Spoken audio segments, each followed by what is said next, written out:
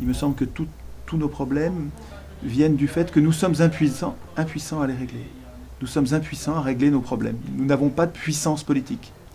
Or, cette impuissance politique, si j'essaye de comprendre d'où vient notre impuissance politique, elle ne tombe pas du ciel, elle est écrite quelque part, elle est programmée quelque part. Il y a un texte dans lequel il est écrit que les citoyens, entre guillemets les citoyens, parce qu'en fait ce ne sont que des électeurs, mais les citoyens ne peuvent rien faire entre deux élections.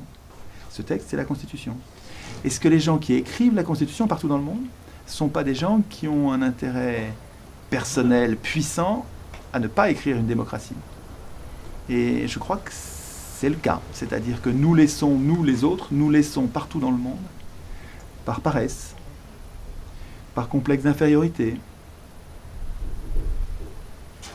par ignorance, par peur, par couardise, nous laissons écrire les constitutions par les parlementaires, les ministres, les juges, les hommes de pouvoir, les hommes de parti, c'est-à-dire tous ceux qui précisément ne devraient pas écrire des règles puisqu'ils devraient craindre ces règles.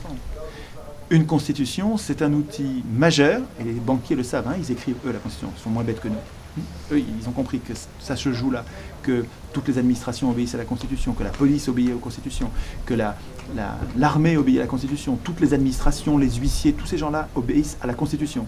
Les banquiers le savent, ils écrivent la Constitution. Et nous, on dit non, c'est pas ça, il faut changer le rapport de force, on devrait écrire nous-mêmes notre Constitution. Ça changerait tout. Parce que si c'était des gens qui, enfin, étaient des gens qui n'écrivent pas des règles pour eux-mêmes, mécaniquement, parce que c'est leur intérêt de peuple, de simples citoyens sans pouvoir, ils programmeraient la puissance du peuple et les contrôles quotidiens des pouvoirs. Donc, je pense que la catastrophe écologique n'est qu'un morceau, une partie du feu de forêt, mais que la source du feu de forêt, le lance-flamme quotidien qui alimente les différents feux de forêt que sont le racisme, l'injustice dans l'entreprise, le droit féodal des propriétaires qui permet aux propriétaires d'opprimer les travailleurs, la corruption dans les milieux politiques, la catastrophe monétaire qui fait que nous manquons d'argent alors que c'est si facile de le créer. Tout ça, c'est des conséquences et des feux de forêt avec un lance-flamme unique qui est le suffrage universel qui donne le pouvoir, tout le pouvoir, aux plus riches. Techniquement, nous savons très bien quels sont nos problèmes. Techniquement, nous savons très bien quelles sont les alternatives. Sur le plan de la monnaie, on sait très bien ce qu'il faut faire. Sur le plan de l'économie, on sait très bien ce qu'il faut faire. Sur le plan de la pollution et des catastrophes, on sait très bien ce qu'il faut faire. On n'a pas de problème technique. On a un problème politique. Nous désignons mal nos acteurs et nous ne les contrôlons pas du tout. Mais ce n'est pas leur faute. Eux, ils vont comme tous les pouvoirs. Tous les pouvoirs. Ils vont jusqu'à ce qu'il y ait une limite. Qui fixe les limites? Eux, vous avez la racine, vous avez l'explication. C'est parce que c'est eux qui écrivent les limites qu'ils n'ont pas de limites. Ils n'ont que des fausses limites, ils n'ont que des faux contrôles. Donc il y a une prise de conscience. Si on veut régler le problème écologique, les catastrophes écologiques, je pense qu'on ne s'en sortira pas sans le tirage au sort. C'est-à-dire sans retirer le suffrage universel qui donne le pouvoir aux riches, quasiment ça leur vend, mais pour un prix si dérisoire par rapport à leur fortune que c'est comme si on leur donnait. Je pense que si, avec le tirage au sort, on retirerait le turbo aux plus riches. Les riches resteraient riches, ils resteraient dangereux, mais infiniment moins dangereux. Nous devrions tirer au sort notre assemblée constituante. Et l'assemblée constituante étant elle-même porteuse d'un pouvoir considérable, y compris celui de se tromper, y compris celui de nous tromper, elle-même devrait être contrôlée. Nous devrions développer la culture du contrôle des pouvoirs. Les pouvoirs, eux, s'occupent de contrôler le peuple. Mais parce que le peuple se laisse faire. Si le peuple savait réapproprier le processus constituant, on inverserait, et ce serait le gouvernement qui aurait peur du peuple, et pas le contraire, et ça change tout. Enfin, il me semble que ça changerait tout. Mais pour l'instant, nous sommes même incapables de le vouloir. Nous n'arrivons pas à mettre un mot sur notre impuissance. Nous appelons démocratie son strict contraire.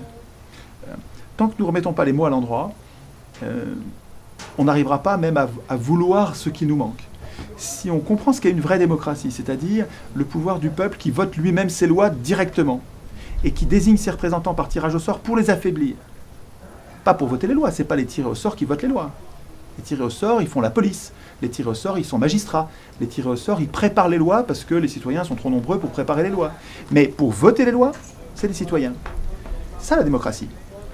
quand on remet les mots à l'endroit, on se donne le moyen de vouloir que ça advienne. Et à ce moment-là, si on se passe le mot en disant ce qu'il nous faut, c'est une vraie démocratie, donc consubstantiellement du tirage au sort. C'est-à-dire que c'est indissociable. Il n'y a pas de démocratie sans tirage au sort. Enfin, c'est ce qu'on observe quand on étudie Athènes, quoi. La vraie démocratie, c'était basé sur, ça ne pouvait marcher qu'avec le tirage au sort. Et donc si nous passons le mot entre nous et que nous devenons des milliers, des millions, des milliards, hein, parce qu'il faut pas que ce soit dans un seul pays, il faut que nous soyons, il faut que plusieurs démocraties naissent en même temps pour qu'elles puissent s'aider mutuellement contre les oligarchies environnantes. Et si nous passons le mot entre nous en traduisant des réflexions sur ce sujet, il faut qu'on devienne contagieux. C'est-à-dire qu'il faut qu'on soit capable, sans rien attendre de nos élus qui ont un intérêt majeur contre la démocratie. Les élus, ils savent bien que le tirage au sort va les mettre au chômage. Et je leur en veux même pas, hein, c'est normal. C'est des gens très gentils, hein, des gens qui veulent s'occuper du bien commun et qui veulent s'occuper, eux, du bien commun. Donc le tirage au sort, ils voient bien que ça va les mettre au chômage politique. Et donc, ils veulent pas. Mais c'est pas à eux de décider. Voilà. Je pense que c'est pas aux hommes au pouvoir d'écrire les règles du pouvoir. Et donc si nous, à la base, entre citoyens de base qui avons renoncé au pouvoir, on n'est pas du tout intéressé par gouverner les autres. C'est pas ça qui nous intéresse. Nous, on veut juste éviter les injustices sociales, éviter que ce soit les riches qui dirigent. Si c'est ça notre problème, et je crois que c'est vraiment largement ça le problème des gens, hein, on cherche tous notre point commun entre les écolos, les syndicalistes, les anticorruption, tous ces gens-là ont comme point commun de redouter et de dénoncer la tyrannie des riches sur le pouvoir politique. Et si nous réunissons sur cette idée radicale, donc qui est à la racine et qui donc règle tout d'un coup, c'est-à-dire que si on arrive à changer ça, par conséquence, on va obtenir la solution de nos problèmes. On a une voie innovante. Donc je pense qu'il n'y a pas d'écologie, il n'y a pas de solution à la catastrophe écologique sans démocratie, donc sans tirage au sort. Et vraiment, je pense que la cause des causes, elle est dans notre volonté. Donc c'est bien de penser, c'est bien de s'apercevoir que la cause, elle n'est pas dans le vice des acteurs politiques. C'est pas la faute, si tout se passe mal, c'est pas la faute des acteurs politiques. Ces acteurs politiques n'ont pas de contre-pouvoir. Ils sont élus par des riches, donc ils servent les riches. On peut même pas leur reprocher, c'est dans l'ordre des choses. C'est notre faute de ne pas mettre de limites. Et ça donne de l'espoir de savoir que la cause des causes, elle est en nous. Si elle était en eux, il faudrait qu'on attende qu'ils changent. On est mal barré. Au lieu de ça, si la cause est en nous,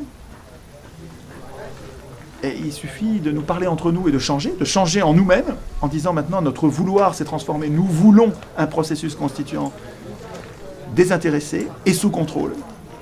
Notre problème, ce n'est pas la catastrophe écologique. Ça paraît provoquant, mais ça ne l'est pas. Notre problème, c'est nous avons perdu le contrôle des acteurs politiques qui sont au service des plus riches, qui se foutent de la catastrophe écologique, et c'est ça la cause. La cause, c'est notre impuissance politique, c'est le fait que nos acteurs sont au service des multinationales.